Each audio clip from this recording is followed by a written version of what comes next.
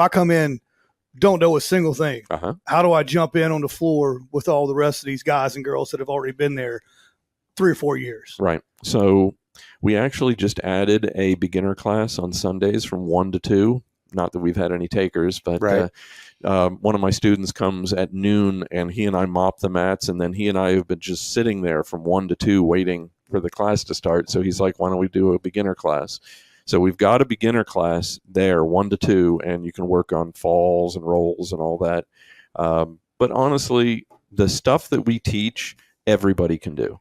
It's not going to look as good as the brown belts, the black belt, but it doesn't matter. The stuff you'll see again later. So I can just come class day one. Well, like I know at our place, you're going to learn, like, first thing you're going to do the warm up. Right, you sign the waiver, then do the warm up. Then you're gonna peel off with one-on-one with somebody and just learn the basic of like how to fall on the mat, right? How to shrimp, like just little tiny movements. You're not allowed typically to go first day into a and roll. You just pair them up and you're walking around watching, observing, and coaching, right? So here's how a typical class goes: we have the bow in, and then we have calisthenics, and usually one of my students runs the warm-ups. After the calisthenics and stretches, then it's time for falls.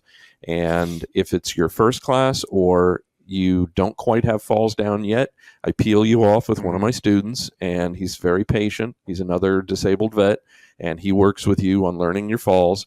Meanwhile, everybody does back falls, side falls, forward falls, and rolls. And then once all that is done, we do it every single class, because falling is potentially the most important thing I can teach you. If you make good decisions as an adult in your life, you may never need to use jiu-jitsu to fight to save your life, but everybody falls. Right. And so that's why we're learning the falling. And then after falls are done, then we get into what we call uchikomi, or repetitive exercise. And it is probably the strongest self-defense portion of the whole class.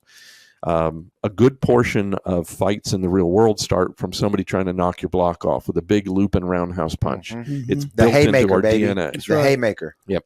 And so what we do is we do the same 3 throws against that roundhouse punch every single class. So, and it's a leg sweep and a hip throw. And then we've recently also added somebody coming in to tackle you or to do like a single leg or a double leg, and you'll sprawl, and then you'll get them into a guillotine, just so that it's built in your brain.